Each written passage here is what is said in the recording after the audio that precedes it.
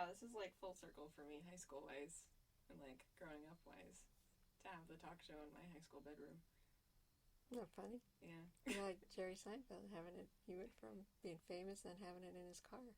Yeah. Not a comedian in a high school bedroom avoiding coffee.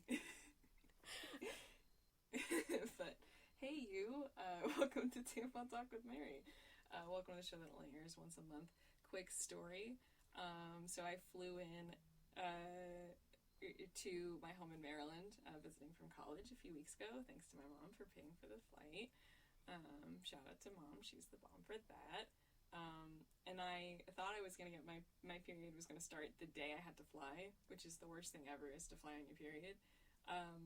But it was late 2 days, and then I got it here in my high school bed, where I left a nice little blood stain that I wished I could have washed in time before I had to leave tomorrow. I'm sorry, Mom. But, so yeah, even it's the little nostalgic period embarrassment for you. Go back to high school. But anyway, speaking of my mother, my guest today is my mom. Hi. Hello. How are you, Lisa? I'm doing good, Mary. Oh, let me put my phone on silence here, because that's not appropriate for me to... I put my phone on silent before you started. You put your phone on violent? What is that? I can't even setting? talk. I wanted to impress you, and I can't. It's the only thing that you have to be good at in order to be on the show is can you talk? It doesn't even have to be in English. Oh no, this could be the worst show ever.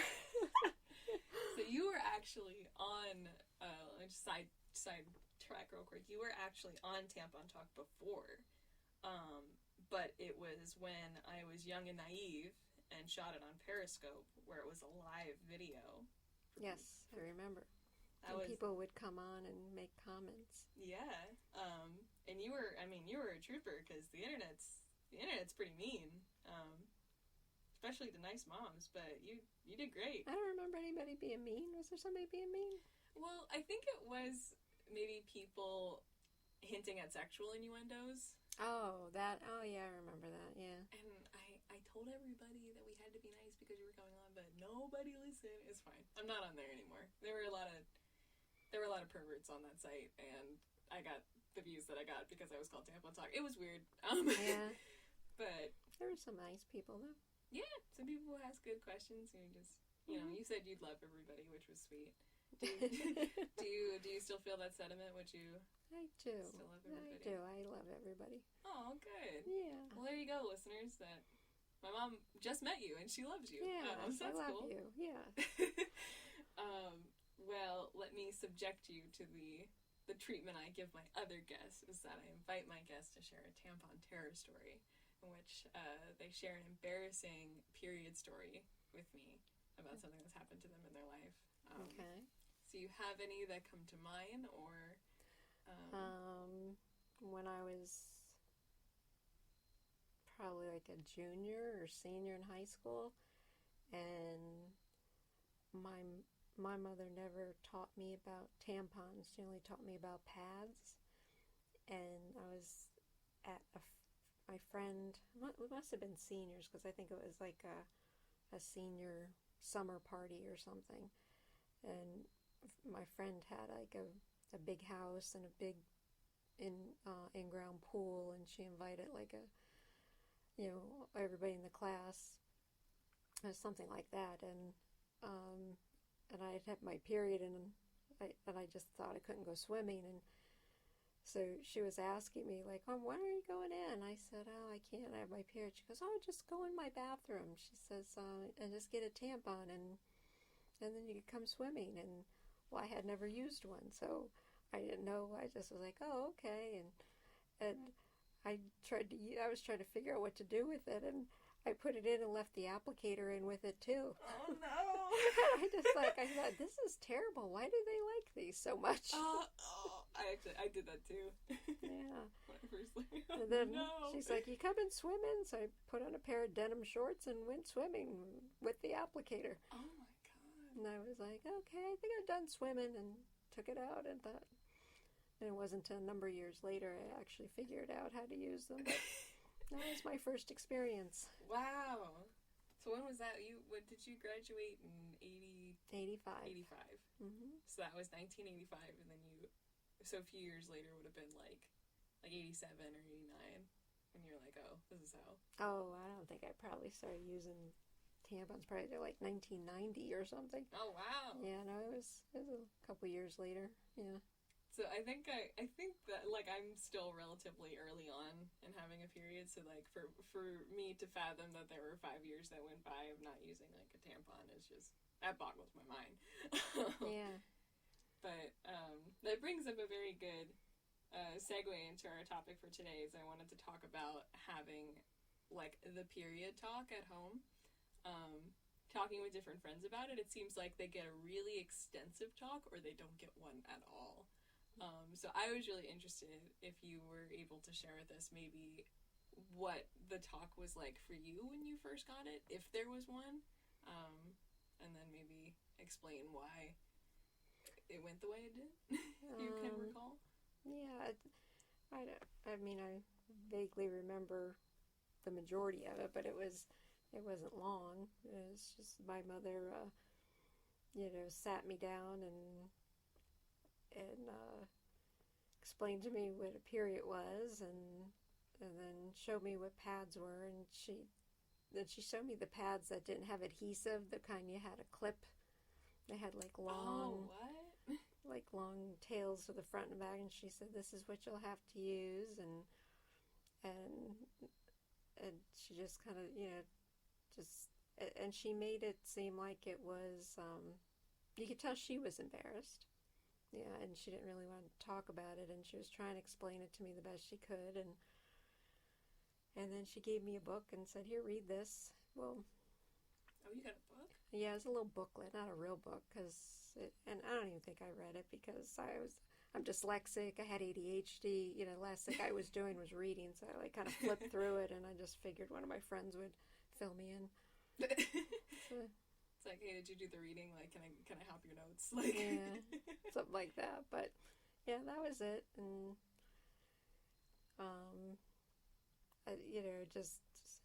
I think one time, maybe a year or the first year I had my period, I had an accident or the pad, and I took my underwear and I was washing them in the bathtub, and then I put them there to dry, and I don't know, it was later that day or something, my father said, "We need to have a talk, come on out here," and he took my mother and he said, "Sit down, we got to talk with our daughter here," and they made me sit in front of him, and he says, "We need to have a talk." He said, "I saw your underwear in the bathroom, hanging in the bathtub," and I was just staring at him.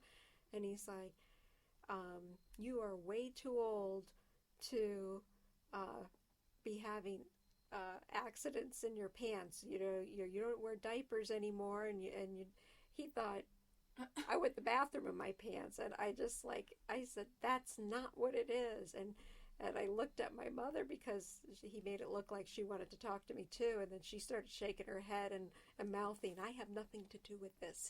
He just made me sit down. Girl. And then I started yelling at him and saying, "That's not what it is, and you have no business talking to me about this." And he goes, "All right, you're right, stop talking. Okay, I don't want to know anymore. Wow, And he never talked to me about it again.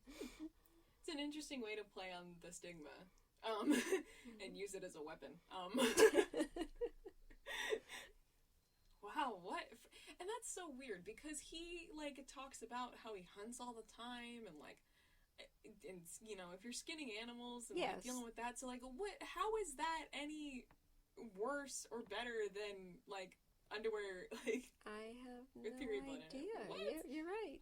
I never even looked at it that way. All his hunting stories are disgusting. And he was in the Marines, right? He was in the National Guards. Okay, so you see stuff, I imagine. I don't know. Well, he just went through the boot camp. He didn't. So he didn't go any further. So I mean, still the hunting thing. Yeah. Is that Okay. That's way worse than anything. Yeah. Because that's blood, that's guts, that's fur. Even that's fishing, you know. Yeah, come on. Oh my god. Yeah, and he talked about how he got the fish in front of Mark and Beth, remember? And Beth screamed and ran away, and he thought it was funny because the fish moved when he was gutting it. Yeah, what? Because... Yeah. Yeah, you're right. I never even looked at it that way. I don't understand. Because that's sort of the same...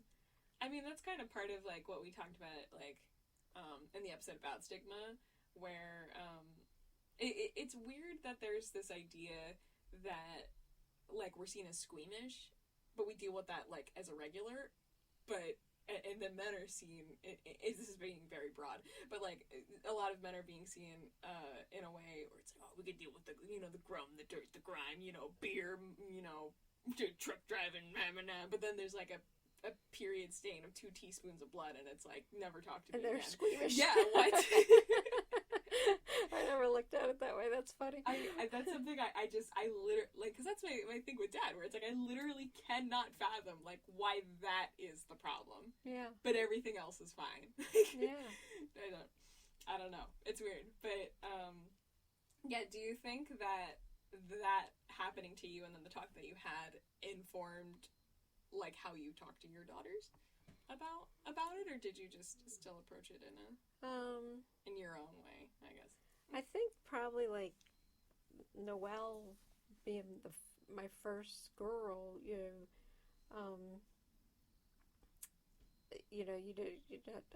not sure when you do it for the first time. You want to make sure, that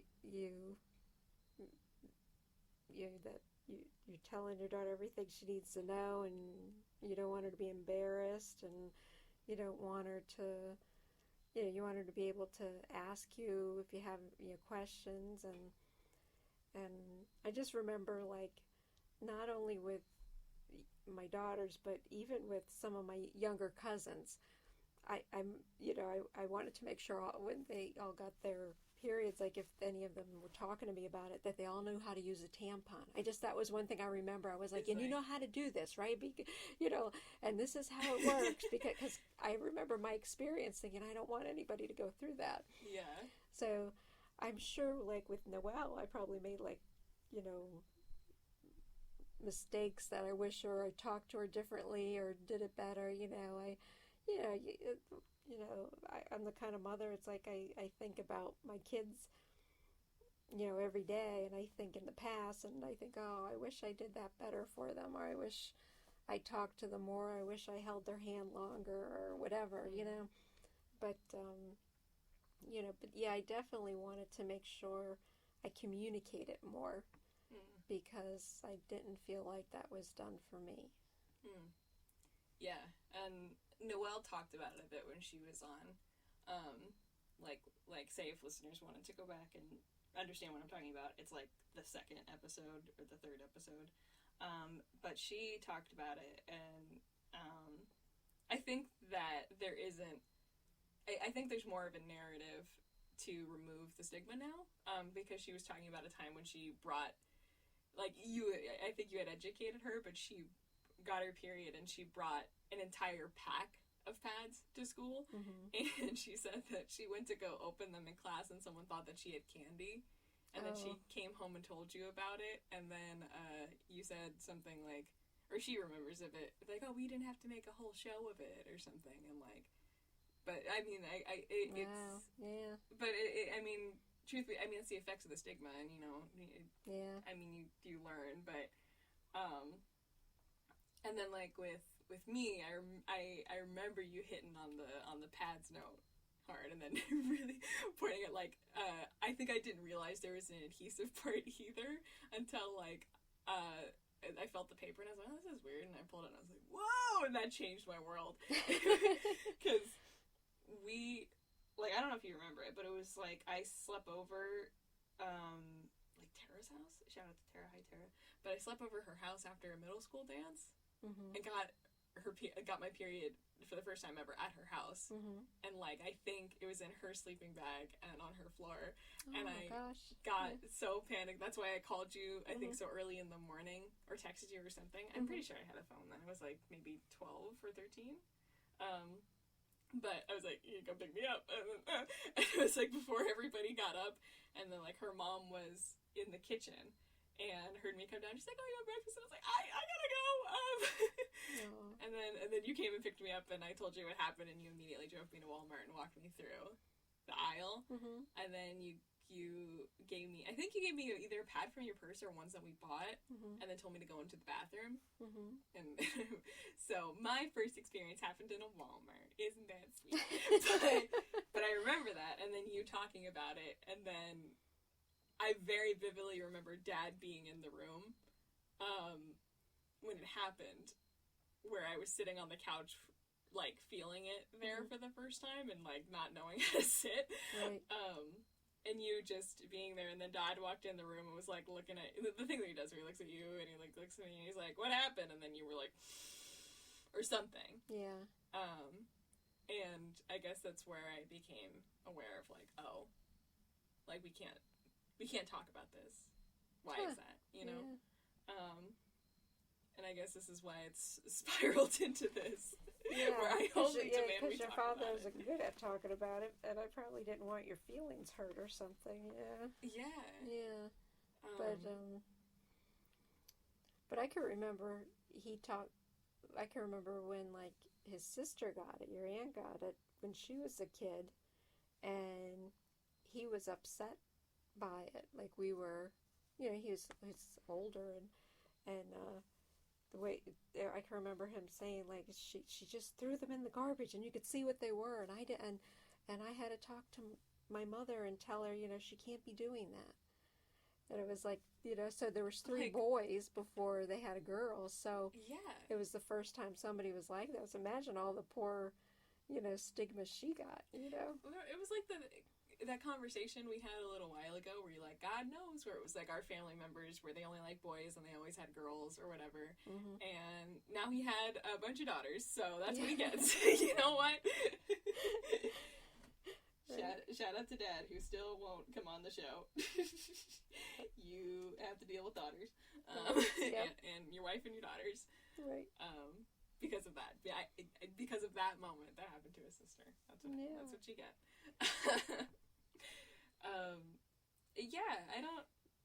Do you think that, I guess you know a lot of, more younger parents, or have you talked to, say, like, maybe parents with teenagers about, like, how is that something that is brought up among I don't know, if it's brought up among other parents when you're like, well, what did you say to your daughter? Like, when you did it?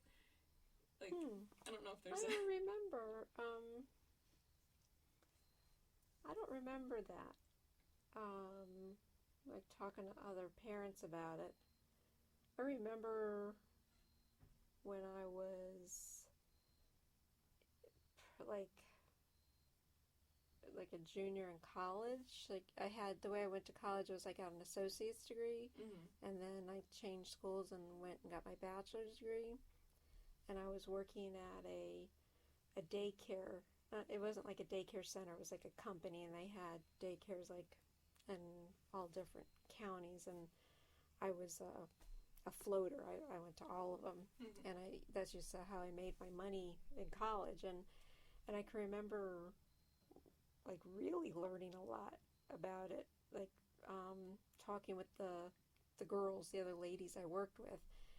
Like it would be nap time and the kids would be sleeping, and they'd all start, they would talk about it, and I remember like that I learned a lot from them. But I don't remember ever talking to any parents about it and how they talk to their kids about it.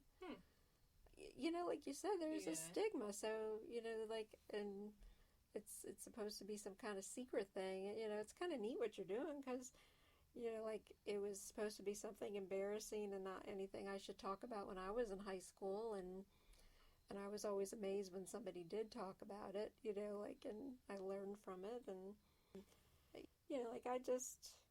I guess I just must have accepted the stigma growing up, and cared about my daughters and wanted to make sure, they weren't ever embarrassed. But the way you're trying to change us here and talk about that, that's pretty neat, because you know, like you said, like I never even thought about comparing it to like hunting. Like, why is this embarrassing? Yeah. and it's and it feels weird, especially in America, where we feel like everything is unjust, you know? Mm-hmm. And for some reason, we can't see how this is a double standard. Yeah. Like buying tampons or pads in the store, like it'd be something I can remember. Like I used to hide them, and then when I would check out at the cash register, um, if it was a male, even well, you know what? Be honest with you, even if it was a female cashier, I would be embarrassed when they, rang up the pads or the tampons and couldn't wait for them to get it into a bag. Why? Yeah, like, and see what it is now almost is that you could see a guy confidently go into a drugstore and buy, let's say, condoms, mm-hmm. right? And it's almost for maybe some people it's like a bragging aspect because mm-hmm. it's like, oh, here's what I get to do with the condoms. But with a guy who's buying pads or something, or a woman that's buying pads, is that it's still, like, in many ways seen as embarrassing. Mm-hmm. But it's like, why is that? And it's maybe like, it's a sexual thing. It's like, oh, they're useless. They can't have sex now, so it's embarrassing for them. Like, that's the only thing to do with your body. Yeah, like... Yeah, like, it's not that it's more meaningful. Because that's one of my theories about it, too, is that we can't sexualize a period, or it's really difficult to. Mm-hmm. There's some people trying to, like, more progressive feminists that are trying to, like, change the narrative around that. Mm-hmm. So there's this big debate about having intercourse while you're on your period. But there's some science that's come out about, like, maybe you shouldn't, maybe you should, whatever. That's another whole side tangent. But is that we can't sexualize it, so we don't know what to do with it. It's the same mm-hmm. argument around, like, breastfeeding, where it's like, right. This is the natural function of boobs, but it's uncomfortable for people who can't grope them. Right, yeah, exactly. That's, it's, instead of, like, one is looking at a woman as a means to an end, mm-hmm. and one is looking at a woman as something that's, that she's, would be like, she's completely irreplaceable, mm-hmm. like, there's, this is, a person, and there are so many different things to them, and I'm still learning about them, and, not, this is what I use them for.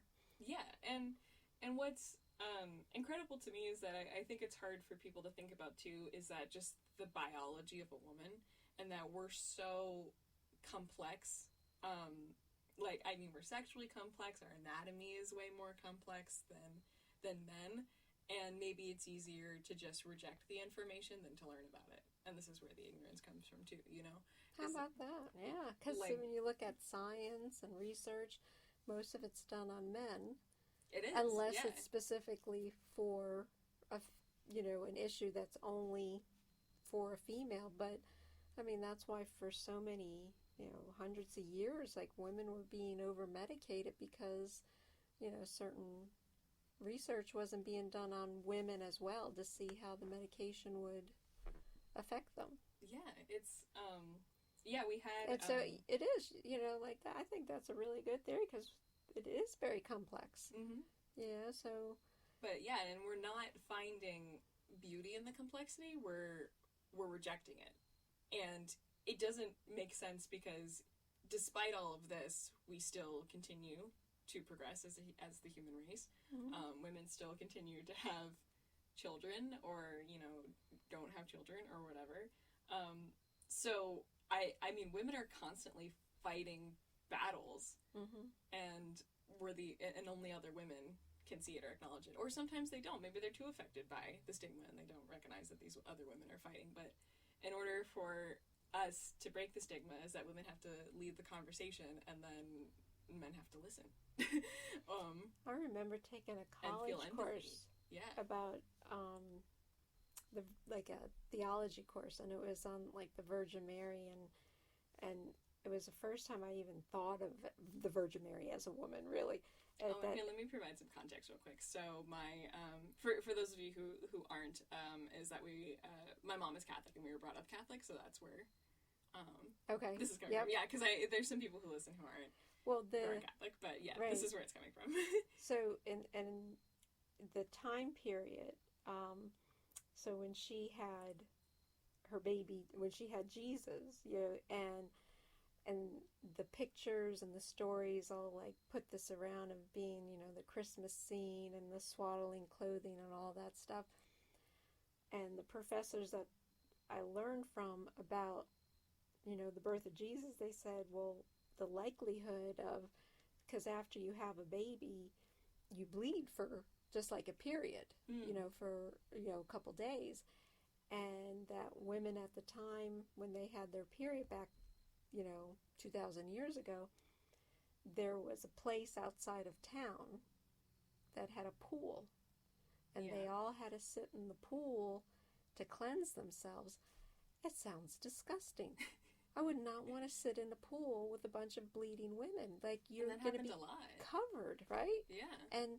But then you think about those poor women, because there were no pads, there were no, tampons back then. Those poor ladies, it was probably a mess everywhere, and they didn't have regular, showers or things like that. And I just thought, oh, how awful that must have been back then. Yeah, and it's not like, like if you're somebody who's, bored one day and you're dabbling through the Bible where God had to make specific laws so that people wouldn't die in the context of the Jews and the Israelites and such.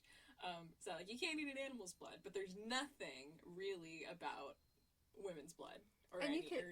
And you can so it's like they didn't know what to do. Yeah, and you could kind of just picture how this became such a stigma where men were like, oh my God, because animals' blood was bad. Mm-hmm. That was something that was unhealthy. You didn't want that on you. So these women would start bleeding, and they're like, they love them, right? Yeah. But they're like, get out of town until you stop. It's like it's some kind of curse. Wait, is Dad calling? That's Dad, yeah. Yeah? Oh. Do you want to come say goodbye? Yeah, come on in. Come up for a second. All right. Here it is. Here we go. First time ever. Oh, hey, come on in. He's gonna be come on in. And all the dogs. And I have some cute dogs, so. He's coming in. We'll see if we get him on. There he is. Come on in. Hey. Come on in. Say hi. Vasco. I'm going to see it 4 in the morning. Okay. Where you We're, she's interviewing you on Tampon Talk. Yep. Got you. Okay. You're on now. All this time. I love you. I love you too. I love you. Yes, I want us to. Take the dog with you. Come on, B. Vasco, come. That's like 2. She finally got you on the show. Cool. Go on. Mary, I'm going to leave work about 4-ish. Alright, see you then. Bye. Alright, you got your wish, Mary. Oh my God, folks, that's over 2.5 years in the making. Because you played him my show, right? He played him the first 5 minutes and it was a big moment for me when he subscribed. Oh, but okay. now he's on it. Officially. He can't say he wasn't. Now he is. Ha! That's funny. I can say Mom featuring Dad. Yes! Alright, you Tampa Talk listeners, you have to make all your dads listen to it too. If my dad can be on here, then your dad can listen. There you go. Let's change the narrative. I don't think all dads are like your dad, though. I think some of them can talk about it a little bit easier. Yeah, I think there were I think there were dads that were super comfortable about talking about it, and then teenage girls that were embarrassed by it. But we look back at your teenage girl self and remember that it's better to be embarrassed by a dad that cares than a dad that doesn't, Yeah. That's cool. I have a friend who said that her dad was that way, where he was like, "Oh, are you on your period?" And she's like, "Dad, oh my God!" Yeah. I want that. I want. If I raise kids, that's what I want. You see, that would have embarrassed me. That would have died. If I was a teenager. I've already told myself that the talk for them is me just rapping "Let's Talk About Sex" by Salt and Pepper, and that they're just gonna have to sit and listen to it because I can make them sit there. So it's like they're gonna get the let's talk about sex talk, and then they're gonna get. I'm just gonna the full pendulum, the full thing, because there's Yep. there's no excuse for me to not be extremely thorough. Go one end to the other. Yeah. Yeah. Okay, on the topic, this might be a good way to like kind of put a little bow on this conversation. Is do you have any advice for me for if I inevitably give this talk to a daughter that I may have? Oh, here we go. Well, I've learned a lot from you. So from what I learned from you, I suggest that you also keep that in mind if you have a son. You know, that you don't just talk to your daughter about it, but that you make your son aware of it so that your son respects women and doesn't have, you know, a stigma about that. And you know, I think that would be my advice, because I think that's what you're saying is important. And so I think, you know, when your generation has kids and they have, you know, sons and daughters, that wouldn't that be nice if you only if you only had sons, right? Let's say you had 3 sons. That's important talk to sit down with them and let them know. Yeah. I think, you know, not just leave it to Dad to say, hey, explain this. You know, like Dad could do some things, but, you know, they're going to, you know, they need to learn about women as well, and not just from a male's point of view. Yeah, definitely. Yeah. And I just think, I think every parent looks back and wishes they did better. There's no perfect parenting. You go into it and all you have is what your parents did for you, and you try to take what you think was right and correct what you think was wrong, but you're still going at it for the first time and making mistakes too. And, you know, and I don't think there's a parent who truly believes they were perfect and they did the best, you know, everything they did was right. You know, I mean, like I said, every day I think of all my kids and I always think, oh, I wish I did this better or that better or whatever. And so, I mean, my advice is don't beat yourself up. You're not going to be a perfect parent. It's okay. And, you know, just make sure whatever you do, however you talk to them, that the whole purpose behind it is love. You know, that you do it out of love and that there's no other agenda to it. Yeah. You know, like not for them to, you know, belittle anybody or feel better or bigger than someone, or to start a political movement, or to hate boys or hate girls, or do, you know, like, you know, just the whole thing about it is whatever you do with your kids, you know, it's important that, you know, whatever you did is because of love. And, you know, we learn a lot from love. We learn the mistakes and we learn the strengths. And but when it comes to talking about a period, you have some boys, you got to tell them that. That's my advice. All right. Yeah. Actually, I did some like statistics for this show, and I've actually had more men on than women overall. Yeah. Which to me reads that men want to know, or men want to talk about it. So that gives me hope. Yeah. But, you know, there's a son that wants the same. Yeah. So Yeah. I doubt he's going to get it. Yeah, and because he needs to know that, you know, if you have a son, you want your son to love you, and, you know, and to love and respect other women as well. Yeah. You know, so, you know, but, you know, whenever, you know, good communication that has with the foundation of love, you'll be able to move forward and correct any mistakes, and it'll still work out. But yeah, no, you taught me a lot. And I appreciate that.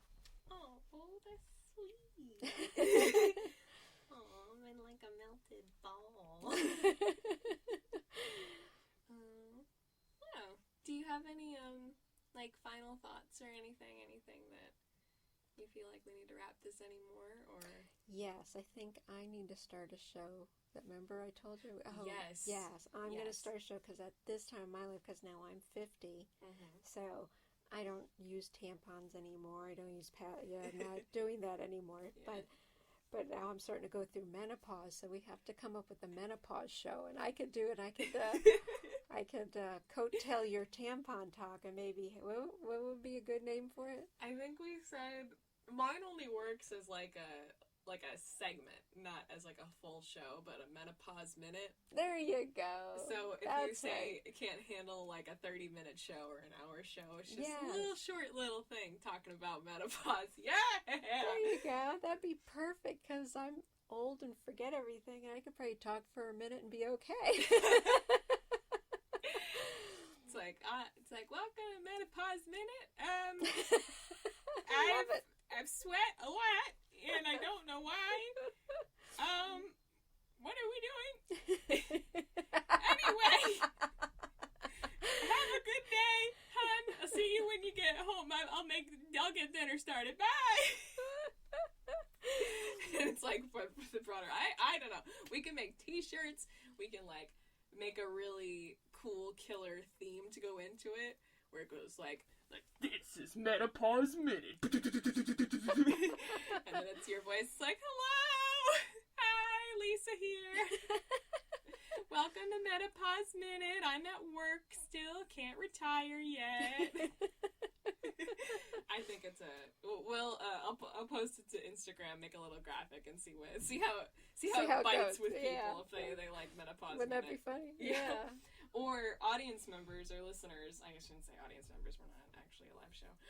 But listeners, if you have any ideas for a menopause title, hit me up. Email me. There you go. tampatalkwithmary@gmail.com or start with #MenopauseMinute on Twitter and Facebook. And Instagram, and see if you have any better titles. I think that's a really good. Do you have any? I guess you don't really have any social media that you would want to plug. I usually let media people do that, but you have your Facebook, so I don't really know if you want to be friends with a bunch of strangers. Yeah, sure. I'll plug something here because I'm also my career is in helping people with substance use disorders, and I help people, as you know, change their lives from addiction, and I offer them guidance and resources to get them in recovery, and recovery happens, and a lot of people don't realize that people do stop addictions, and they learn to live fulfilling, healthy lives, and with no need to drink alcohol or use drugs, and they're happy and fulfilled, and they do it for decades and decades, and and have wonderful lives. There is on Facebook, and I think we have it's connected to Pinterest. We have a Pinterest site as well, but it's called Recovery for Sure, SHORE. And the basis of it is recovery and not addiction. It's just all the good stuff about recovery, all the great things about recovery. It was started by my coworker Sharon Dundon, and she does a lot of group meetings where she gets a lot of people together and to get them to support people in recovery so that they don't have the stigma, that they're not embarrassed that they're healthy now. When people are in active addiction, we put them on the news and point at them and stare at them and say, oh, look at how horrible addiction is. But as soon as they stop using drugs and alcohol, we don't put them on the news anymore and say, hey, look, they're celebrating their first year clean and sober, or they're celebrating their 10th year. Isn't this great? And yeah, I mean, that was recently with Mac Miller and Demi Lovato. Is that Right. Demi Lovato fell off again, and it was more of looking at her like, she's just a druggie. We knew she was going to go Right. back, but The whole time she was sober, they were... nothing. Yeah. And then Mac Miller died recently of an overdose. Who was a very young. He was 27, so he's like a very young rapper. Macklemore? Is that what you're saying? No, Oh, not I'm like, Macklemore. oh my God, he No, didn't die. I thought he was doing good. No, Mac Miller. Mac So, Miller, It's a okay. different one. You didn't listen to him. Okay. Yeah, it's not the third Okay. job guy. But yeah, he's a very young rapper who died. I think he was 27. Someone can correct me if I'm wrong. But from a drug overdose. And Aw.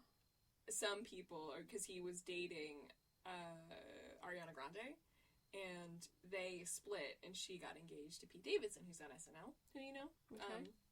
And they were like, oh, well, she left him, and that's why he ended up that way. And that's his. So it was again, another very bad narrative around somebody who needs help, and then didn't get it, and now it's too late, and that didn't need to happen, and it did. Yeah, it is. And then the other, it's on Facebook, but it's not a page like where Recovery Shore is an actual page, but it's a group that I run that I started. It's called Gateway Drugs, and it was started, and that is on drug education. And basically, what that is, it doesn't post, just maybe one or two things a month, but basically is people didn't understand. I did it for parents because their kids would get involved and suddenly become heroin addicts, and then they'd have a heart attack. I don't want my kid to die of a heroin overdose, and they said if we could just get our kids to stop using heroin and just drink and smoke weed, everything will be okay. Well, that isn't how addiction works. Once you've opened the barn door, whatever drug you get addicted to, if you try to use something else, your brain is only going to say, go back to what we used before, or let's start a new addiction. So it's about, recovery is about abstinence and living a healthier life and replacing drugs with other fun things that are not as, terrible to your body and your life. So in the Gateway group, it just introduces you to understanding how simple drugs like alcohol and marijuana do a lot of damage, and that people don't realize it. So that's an education one, and then the Recovery for Sure one is more of a, to remove the stigma. Okay. Yeah. Cool. So thank you. Yeah, we can, so we'll put that, for listeners, we'll put that in the description of the episode when it airs, so you guys can follow a link and go to that. And then if you guys have any, since, we're related, is that I am allowed to ask her questions whenever I need to, because, she's very open to that. So if you guys, say if anybody has any questions about where do I get help, or how do I know I'm an addict or something, you can email the Tampon Talk email, and then I can forward those questions to my mom and get back to you.